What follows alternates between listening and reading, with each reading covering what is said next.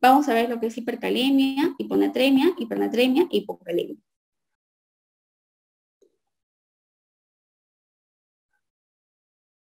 Ah, ok, perdón, me olvidé de comentarles esta parte. Sí, me están preguntando de túbulo contorneado distal con mácula densa. Ya. Eh, ¿Dónde podemos tocar esto? Creo que ya no va a haber tiempo. Lo vamos a explicar acá antes de pasar. Lo que me preguntan, y que sí es cierto, tiene que ver con lo que es el aparato yuxta glomerular. ¿Ya? Entonces, ¿qué sucede en el aparato yuxta glomerular? Vamos a dibujar nuevamente al riñoncito,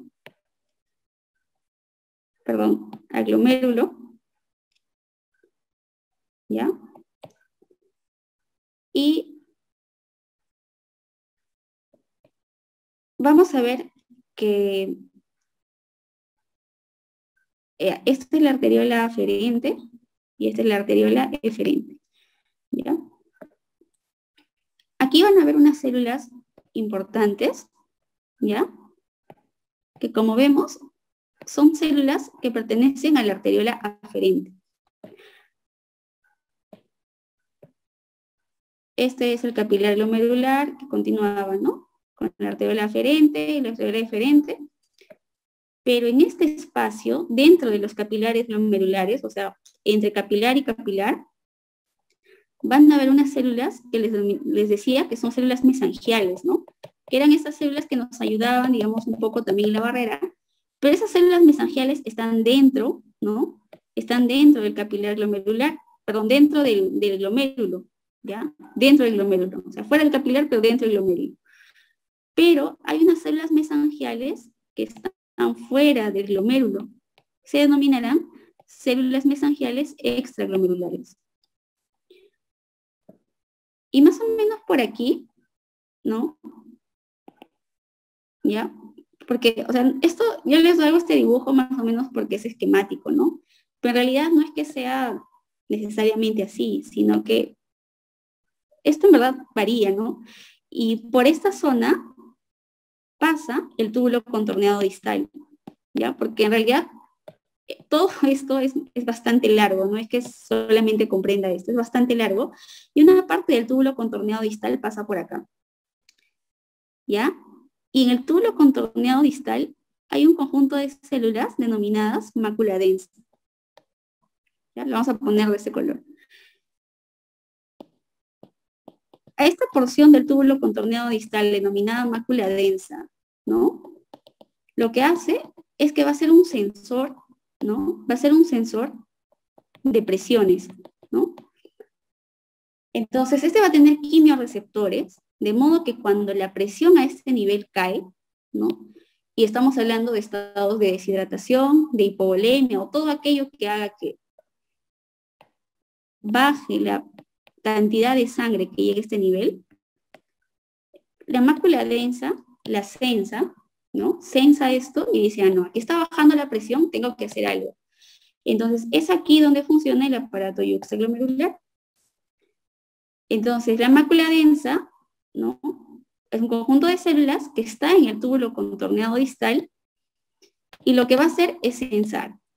Entonces, pero con sensar no es suficiente, tiene que hacer algo más. Entonces, ¿qué le dice? Oye, células yuxtaglomerulares, a esto les va a denominar, en realidad estas células se denominan granulares, ¿ya?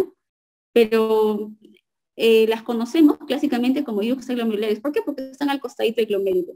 Y son células que dependen de la arteriola aferente. Dicen, células yuxtaglomerulares, por favor, tienen que hacer algo. Y lo que hacen estas células es producir renina, ¿no? Entonces, ojo, mucho cuidado. ¿Quiénes producen renina? ¿La mácula densa o las células yuxtaglomerulares? No se vayan a confundir, ¿ya?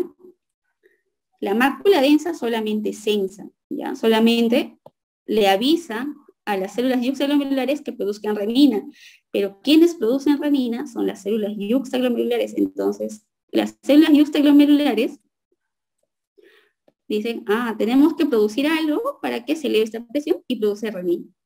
Y ya ustedes conocen la historia, ¿no? La producción de renina, ¿no? para la formación finalmente de angiotensina 2, que va a llevar a mayor absorción de sodio, de agua, ¿no? A la acción de la aldosterona, a la acción de la antidiurética, que finalmente llevará a compensar, ¿no? Esa hipotensión o esa disminución de presión a nivel glomerular. Entonces, pregunta de examen. ¿Quiénes conforman el aparato yuxtaglomerular? Son 3 componentes. Uno de ellos será la mácula densa. La mácula densa que viene del túbulo contorneado distal. 2. Será las células yuxtaglomerulares que tienen que ver con la arteriola aferente. Y 3 serán las células mesangiales extraglomerulares. No se olviden de esas células, chicos, ¿ya? Exacto, son esas 3, ¿ya? Entonces, esas 3 van a formarme el aparato yuxtaglomerular, que como vemos acá, es muy importante como mecanismo de autorregulación renal, sobre todo para mejorar la presión, ¿ya? Entonces, sí, me parece una pregunta bastante oportuna, chicos. Hay unas preguntas que las voy a resolver al final de la clase para poder avanzar, si no nos vamos a retrasar, ¿ya? Pasamos a alteraciones hidroelectrolíticas. Tenemos aquí el manejo de hipercalemia, hiponatremia, hipernatremia e hipocalemia. ¿Es importante conocer esto? Sí, porque van a ver que muchos trastornos hidroelectrolíticos se producen cuando hay falla renal. Como les decía, porque para que haya una hipercalemia tiene que haber un 75% de disminución del filtrado, ¿no? Entonces vamos a ir primero que hipercalemia en realidad es una emergencia. Yo creo que es una emergencia dentro de nefrología, ya que si no manejas a estos pacientes se pueden morir, ¿no? ¿Y por qué básicamente se mueren estos pacientes? Se mueren porque hacen paro, ¿no? Hacen paro cardíaco. Entonces, vamos a empezar con la etiología. La etiología de la hipercalemia, primero, ¿cuál es el nivel normal de potasio en sangre? 3,5 a 5,5, ¿no? Algunos dicen de 3 a 5, pero no vamos a pelear. De 3,5 a 5,5 vamos a poner como valores normales de potasio. Si hay más de 5,5, diremos que es una hipercalemia, ¿no? A nivel sérica, si llegamos hasta 6, leve. De 6 a 6,5, moderada, y algunos dicen que más de 6,5 o más de 7 ya lo consideran severo, ¿no? Ahora, ¿por qué hay hipercalemia? La hipercalemia puede ser porque hay un incremento en el aporte, ya sea por vía oral o por incremento a nivel endovenoso. ¿Y dónde se ve esto? Sobre todo, aquí hablamos de pacientes con insuficiencia renal. Es más raro que un paciente que no tenga un problema en los riñones y consuma mayor potasio de lo habitual, sobre todo por vía oral, haga hipercalemia, ¿no? Pero aquí estamos hablando ya de pacientes con insuficiencia renal que no filtran, pues que no van a eliminar potasio, de modo que si nosotros les damos mucho potasio por vía oral, por eso pacientes con enfermedad renal crónica se les dice, no, señor, señora, usted no debe comer plátano, no debe comer frutos secos, ¿no? O otros productos que contengan pues, elevada cantidad de potasio. Ahora, tener cuidado con los retos de potasio. Pacientes que hacen hipocalemia, ¿no? Cítricos, exacto, ¿no? Pacientes que hacen hipocalemia, a veces no está indicado, en verdad, está indicado los retos de potasio. Sin embargo, cuando no hay un buen control de esto, lo puedes llevar al otro lado, ¿no? A una hipercalemia. Y con pacientes con insuficiencia renal los puedes matar. Entonces hay que tener bastante cuidado con esto. Ahora, en cuanto a la salida celular del potasio, hemos dicho que el potasio es un ion principalmente intracelular. Entonces, potasio debe estar dentro de la célula. ¿En qué situaciones el potasio podría salir de la célula? Prácticamente en una situación. Lo vamos a dividir, ¿ya? La salida de célula, bueno, prácticamente cuando hay destrucción, ¿no? Cuando hay destrucción de la célula. Como ya bien lo dijeron, lisis, ¿no? Puede ser síndrome de lisis tumoral, rhabdomiolisis, por algún trauma extremo, quemaduras. ¿Y qué pasa con la acidosis? La acidosis también va a condicionar a que el potasio salga de la célula. Entonces tenemos rhabdomiolisis, ¿no? Lisis ya sea tumoral, hemólisis, por una enfermedad autoinmune, ¿no? ¿Por qué más podría salir potasio en la célula? Hemos dicho quemaduras, traumas, etc. Ya. Entonces, todo lo que conlleve que sale potasio de la célula. ¿Qué fármacos nos llevarían a producir hipercalemia? ¿Qué fármacos producen hipercalemia? No, la furosemida es hipo, chicos. Acuérdense que la furo lo que decía era bloquear la sodio, potasio, 2-cloro. Si no se le absorbe su potasio, se pierde, ¿no? Ese es hipocalemia. Ah, perfecto. Confusión, dicen. Y espironolactona, ¿qué más? Ponen por ahí. La insulina, no. La insulina lo que hace es meter potasio a la célula. Por eso es que lo damos como tratamiento para una hipercalemia, ¿no? Ya, entonces, a ver, vamos a resumir. De los fármacos que producen, más que producen hipercalemia, estarían, ¿no? Espirono, los YECA, chicos, los YECA producen hipercalemia. ¿Y por qué? Porque lo que hacen los YECA es lo que se llama renin-angiotensina aldosterona, ¿no? Si bloqueas aldosterona, produces hipercalemia. ¿Qué más se puede producir hipercalemia? Los beta-blocs. ¿Ya? Beta-bloqueantes, bueno, estados de hiperglicemia, que ya no sería como fármaco, pero si lo das en dextrosa, sí, hiperglicemia, etc. Ya. Y retención renal de potasio. La retención renal prácticamente hablamos de insuficiencia renal, ¿no? Insuficiencia renal, ya sea aguda, sea crónica, ¿no? Otra, enfermedad de Addison, ¿no? Cuando hablamos de enfermedad de Addison, prácticamente estamos hablando de hipoaldosteronismo, ¿no? Entonces son las causas que pueden encontrar ustedes de hipercalemia. Ahora, ¿qué es lo más importante de hipercalemia? Vamos a ir dando. Lo más importante es el manejo, ¿ya? ¿Cuánto manejamos, cuándo nosotros manejamos la hipercalemia?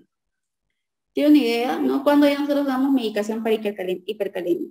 Entonces, lo que nos dice la guía básicamente es, se da medicación cuando hay cambios en el EKG, ¿no? Y generalmente cuando hay cambios en el EKG, cuando ya la hipercalemia es severa, generalmente. Sin embargo, puede haber cambios en el EKG y no ser una hipercalemia severa, que si tenemos que dar tratamiento. Entonces, como les decía, puede ser leve, moderado, severa, más que los grados, importante aprender qué sucede en cada uno. No siempre esto es exacto, ¿no? Pero vamos a ver que cuando ya empieza a haber elevación del potasio, empiezan a elevarse las ondas T, lo ven altas y picudas, ¿no? Luego hay un incremento o prolongación del PR, se empieza a plenar la onda P hasta que el P desaparece y hay un ensanchamiento de QRS, lo que lleva finalmente a bloqueo y paro cardíaco. Entonces, lo que yo quiero que sobre todo aprendan aquí es el manejo, ¿ya? Porque les va a servir no solamente para el examen, sino también para el internado y finalmente para la labor como médico que ya están próximos a realizar. Entonces, cuando hay hipercalemia, chicos, lo primero que tenemos que hacer, y hay cambios en el EKG, entonces, aquí vamos a definir, ¿cuándo vamos a dar ese tratamiento? Cuando sea severa, o sea, tengamos un potasio más de 6,5 o 7, ¿no? Y cuando ya haya cambios en el EKG, ¿no? Entonces, si tenemos alguna de estas condiciones, damos tratamiento. ¿Qué es lo primero que vamos a dar? Gluconato de calcio. Chicos, el gluconato de calcio me va a bajar los niveles de potasio. No, exacto. Lo que va a hacer es estabilizar membrana, ¿no? Exacto. Entonces ya ustedes ya son tromes en esto. Lo único que vamos a hacer con esto es estabilizar membrana, como hemos dicho, porque la hipercalemia moderada, severa, ya me va a dar cambios que puede llevar finalmente un paro cardíaco. Entonces, esto solo me da un tiempo a que nosotros podamos utilizar otro tipo de medidas para eliminar potasio del organismo.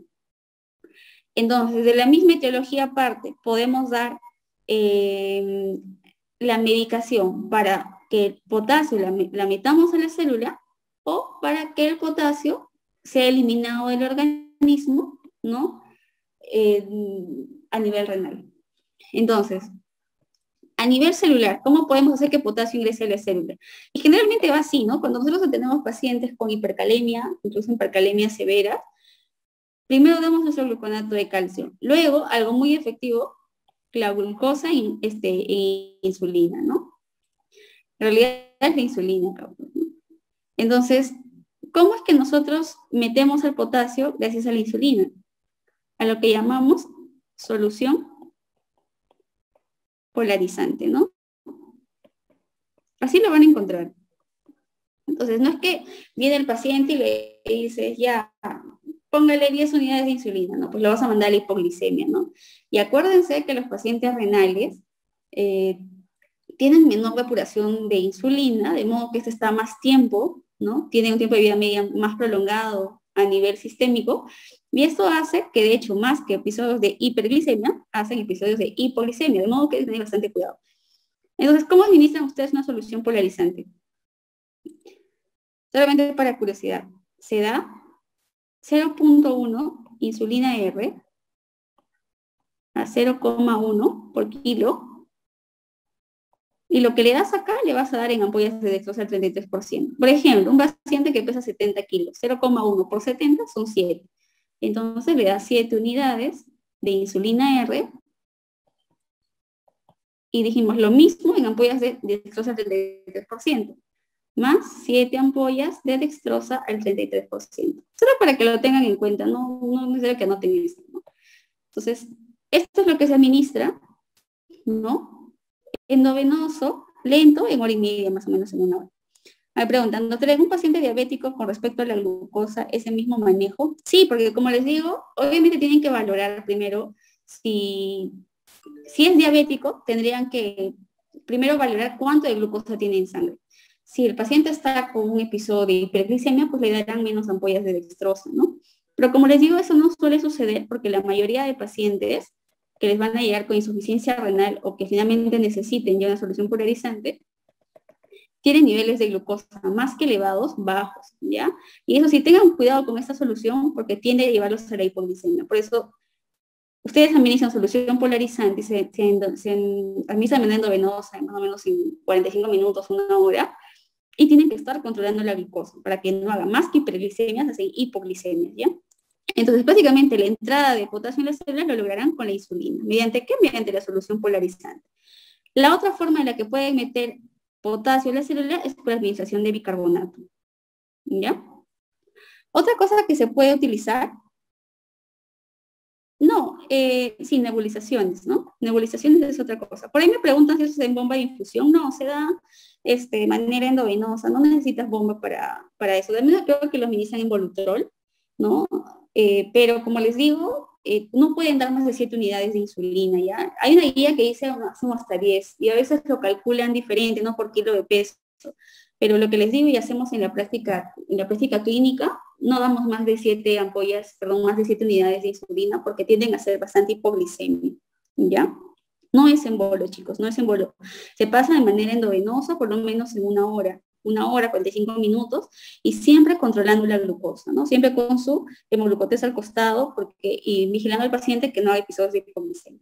Ahora, las nebulizaciones es otra, como bien dice Fiorella, es una buena opción para meter potasio. Sin embargo, por este tema de la pandemia, las nebulizaciones han disminuido bastante, pues, ¿no? Porque estamos prohibido, pues, el uso de aerosoles. Ahora, en cuanto a la eliminación del potasio del organismo, la eliminación de potasio del organismo lo podemos utilizar con diuréticos, resinas de intercambio catiónico, ¿no? O hemodiálisis o diálisis peritoneal. Finalmente, ¿cuándo nosotros utilizaremos? Vamos a avanzar un poco, chicos, las preguntas las vamos a dejar para el final, si no, no vamos a terminar. En cuanto a los diuréticos, ¿cuál es el diurético que vamos a utilizar acá? Furosemida, ¿verdad? Furosemida, ¿por qué? Porque lo que vamos a hacer con esto es disminuir la reabsorción de potasio o inhibir la reabsorción de potasio. Les pregunto lo siguiente. Les pongo el caso de un paciente de 45 años que ha estado con abundantes diarreas. El paciente viene deshidratado, mucosas orales secas, taquicárdico, no sé, 90-60 de presión, está haciendo una injuria renal aguda prerrenal, lo ven con una creatinina en 4, urea en 180, ya encefalopático, y ven una hipercalemia en más de 7. ¿Le darían diuréticos a ese paciente? Ya está. Con que tengan claro eso, me parece excelente. Obviamente no, ¿no? Los diuréticos no pueden usarlos si el paciente no tiene sobrecarga hídrica, Entonces, ¿qué tendrían que ver o qué tendrían que ponerles en el caso clínico para que ustedes puedan plantear el uso de diuréticos? Para empezar, que el paciente orine, ¿no? Si es una falla renal aguda, no, oligúrica o anúrica, o finalmente es un paciente que no tiene edemas, que no te dicen que hay signos de congestión, como, no sé, crépitos a nivel vivasal, ¿no? O edemas, finalmente el paciente, pues, no orina, entonces no le pueden dar diuréticos. Eso tiene que quedarles claro. Pero sí es una muy buena opción en pacientes que vienen con sobrecarga hídrica, ¿ya? Entonces la furosemida depende, y utilizarlo con pinzas, ¿ya? Pero sí es una buena opción, y de hecho barre súper rápido el potasio cuando es bien usada. Ahora, la resina de intercambio catiónico, bueno, eso no se usa mucho en nuestro país, sin embargo es una opción también. Y finalmente, como ustedes plantean, ¿no? La hemodiálisis o diálisis peritoneal. Generalmente cuando es de emergencia, entramos con hemodiálisis. ¿Y cuándo entramos con hemodiálisis? Cuando hay una hipercalemia refractaria, generalmente a tratamiento, o una hipercalemia severa, ¿no? Como les digo, todas estas medidas no nos van a ayudar mucho tiempo. Cuando el paciente está muy complicado, finalmente es una falla renal aguda, en la cual ya estamos viendo, ¿no? Como el caso que les pongo, que el paciente está deshidratado, ya está chocado, ya no le podemos sacar agua porque, bueno, lo vamos a chocar más, darle insulina con glucosa y todas estas medidas nos van a mantener al paciente por un momento. Sin embargo, lo que único probablemente que le salve a este paciente, porque es una hipercalemia severa en 7.5 y hay cambios en el EKG, va a ser la diálisis. Entonces, de eso tiene que quedarle claro. Hemodiálisis, cuando hay hipercalemia severa, refractaria a tratamiento. ¿Ya? Claro, en el caso que yo les comenté, en ese caso podrían dar, sí, el gluconato de calcio en lo que esperan y podrían ir dando la solución polarizante hasta que pues puedan, pues, o les planteen o sea, si les plantean en ese caso que les he comentado las opciones de diálisis o gluconato de calcio, si les ponen lo primero a realizar, no van a pensar, no van a poner diálisis. Si hay gluconato de calcio, marcan gluconato de calcio porque es lo que les va a dar tiempo a que pueda entrar de frente a diálisis, ¿no? Chicos, la diálisis, en el mejor de los casos, se dará a los 20 minutos del caso, ¿no? Del escenario. ¿Por qué? Porque para que dialice un paciente tiene que tener un catéter venoso central y la colocación de un catéter venoso central, si lo hacemos rápido, nos demorará unos 10 minutos, pero menos, unos 15 minutos. Pero en esos 10 a 15 minutos, en lo que nos demoramos en poner el catéter, el paciente se puede morir. Entonces, sí o sí, es tu gluconato de calcio. ¿Ya? Eso sí, que tenganlo claro. Sí o sí, su gluconato de calcio. ¿Ya? Porque les va a dar tiempo para poner el catéter, les va a dar tiempo para poder tomar la acción que ustedes vayan a creer más necesaria. ¿Ya? Entonces, aquí pasamos a los criterios de diálisis de emergencia, donde tenemos A, E y U, ¿ya? A de agua. Si hay sobrecarga hídrica, ¿exactamente a qué nos referimos? Edema agudo del pulmón. Pregunta de examen. E, de, hablamos de electrolitos. ¿De quién? Hipercalemia que no responde al tratamiento. O, de ácido base, en este caso, acidosis metabólica que no responde al tratamiento. Y U, de síntomas de uremia tóxica. Estamos hablando de síntomas de uremia grave como son encefalopatía, pericarditis o convulsiones. ¿Ya? Y aquí creo que falta uno, ¿ya?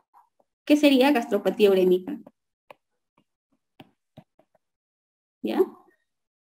La gastropatía urémica, chicos, si bien es cierto, no está en la diapositiva, sin embargo yo creo que un síntoma a considerar, ya que hay pacientes que vienen vomitando a la emergencia, doctora, ya no como 7 días, estoy con bajo apetito, todo lo que como vomito, ¿no? Entonces, es un criterio de diálisis de emergencia, que está dentro de los síntomas, ¿no? De uremia tóxica o síntomas de uremia grave. ¿Ya? Entonces, no se pueden olvidar de A, E o U, ¿no? A, de edema agudo del pulmón, E, de electrolitos, de hipercalemia, que no responde al tratamiento, O, de acidosis metabólica, que no responde al tratamiento, y U, de uremia grave. Pasaremos a lo que es hiponatremia. En hiponatremia, lo que tenemos que saber cuando es leve, moderada, severa, y lo que también tenemos que saber de hiponatremia es el tiempo, si es agudo o si es crónico.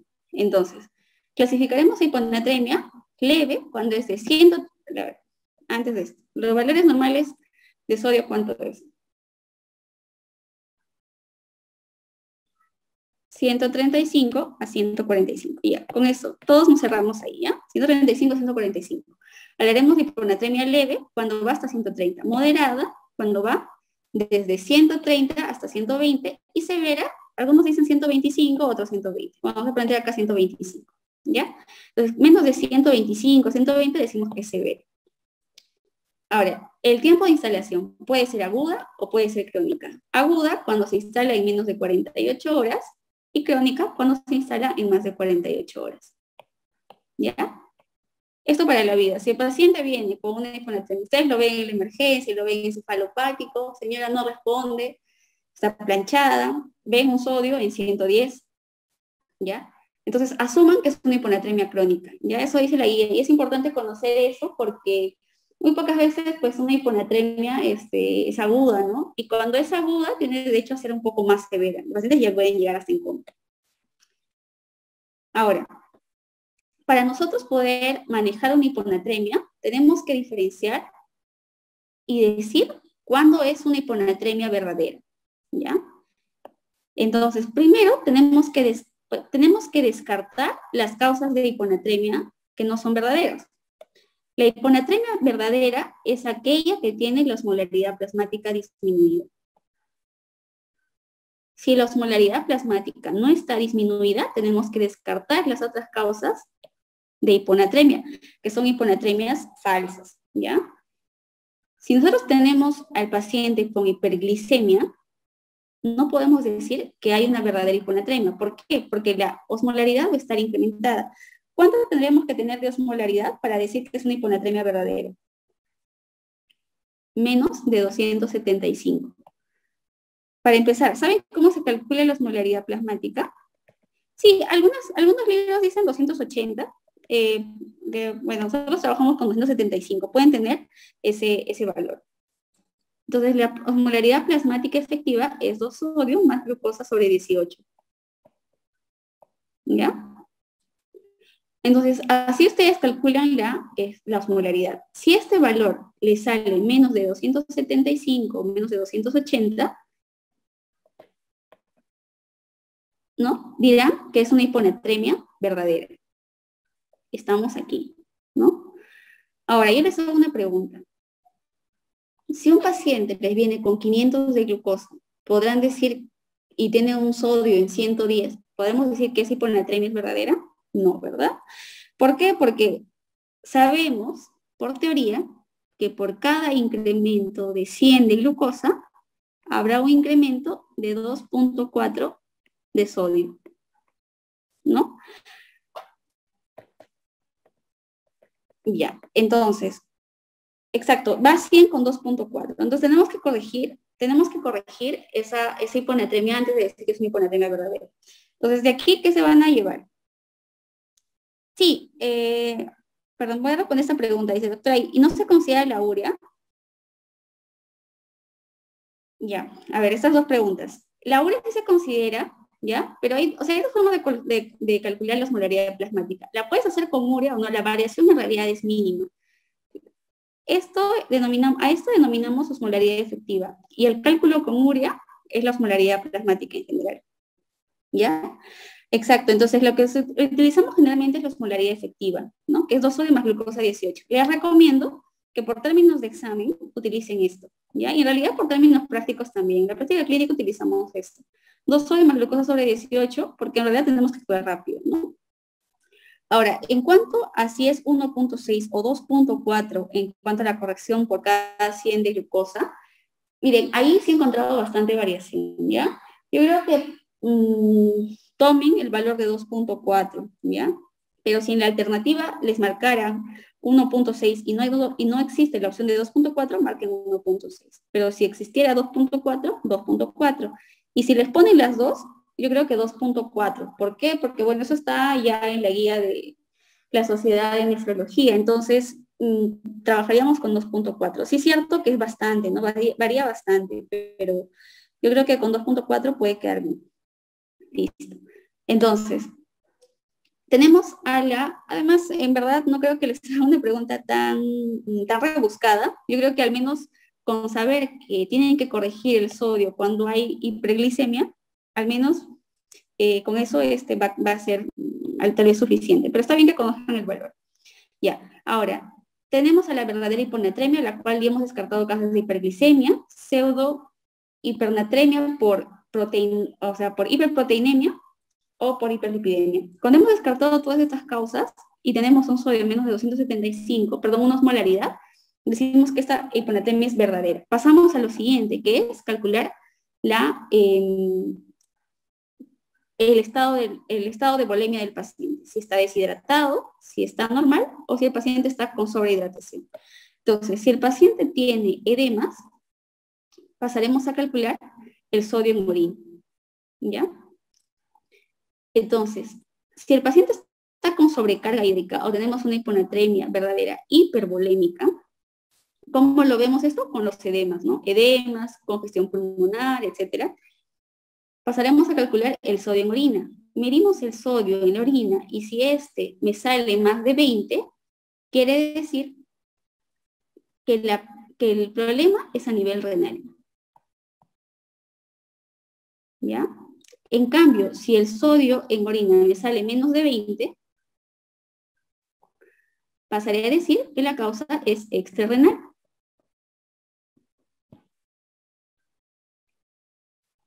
Del mismo modo, si el paciente está deshidratado, ¿no? Veo el sodio en orina, si es más de 20 o si es menos de 20. Si es más de 20, diré que el paciente tiene un problema a nivel renal, y si es menos de 20, el problema es extrarrenal. ¿Ya? Esto es importante conocer, en verdad sí, ¿no? Porque de este modo nosotros podemos diferenciar o hallar la etiología de la hiponatremia. Ahora, ¿cómo es que ustedes se pueden acordar de que si es renal o si es extrarrenal con el sodio urinario? Ustedes, esto no me voy a acordar. Ya, es bien fácil, miren. Sabemos que casi el 85 o 65% de sodio se reabsorbe en el riñón, ¿no? Si el riñón está fallando, ¿qué va a pasar en orina? Va a empezar a filtrarse más sodio, entonces voy a encontrar más sodio en orina. Entonces, por lógica, si el riñón no está reteniendo sodio y lo está perdiendo en orina, el problema es renal. En cambio, si el paciente sí está con una regular cantidad de sodio, está absorbiendo bien, pero mira, no encuentro mucho sodio en orina, entonces el riñón está trabajando, el problema no es el riñón, el problema es fuera. Y si está deshidratado, pueden ser pérdidas gastrointestinales, pueden ser sobre todo vómitos, ¿no? Depresión de volumen, que lleva a que el paciente haga ese tipo de hiponatremia. Y generalmente los edemas, cuando son hiponatremias hipervolémicas, es por dilución. Ahora, cuando el volumen está, esto no es volemia, esto no es osmolaridad. En realidad, cuando el volumen está normal, hablaremos del CIJAT, ¿no? La causa más frecuente va a ser CIJAT. ¿Y cuál es el principal manejo en CIJAT? Restricción hídrica. ¿Cuál será el manejo en el paciente deshidratado con hiponatremia? Suero fisiológico. Y cuando hay sobrecarga hídrica, restricción de líquidos. Doctora, ¿y cuándo es que corrijo el sodio? Ya, el sodio lo vas a corregir primero, ¿con qué solución? ¿Con qué solución corregimos el sodio? Con una cloruro de sodio, el 3%, ¿verdad? ¿Y cuánto será esa corrección, no? La corrección en verdad se va a dar cuando tenemos una hiponatremia severa sintomática, ¿ya? Hiponatremia severa sintomática. El caso del paciente que les ponía, viene una señora a la emergencia con 45 años, ustedes vienen con trastorno de sensorio, le miden el sodio y tiene 108 de sodio, ¿ya? O 110 de sodio. Entonces, a esa paciente se pondrán a estudiar si el sodio urinario, que si eso no, pues no, ahí tenemos que corregir el sodio. Sea la hiponatremia que sea, si el paciente tiene una osmolaridad disminuida, pero tiene síntomas y la hiponatremia es severa, tienen que corregir la hiponatremia, ¿no? ¿Y con qué solución corregimos hiponatremia? Con cloruro de sodio al cuánto, al 9 por 1000, al medio normal. Ya. La hiponatremia se corrige con cloruro de sodio al 3%. Es una solución hipertónica. Lo que nosotros tenemos que dar, acuérdense de las soluciones, a ver.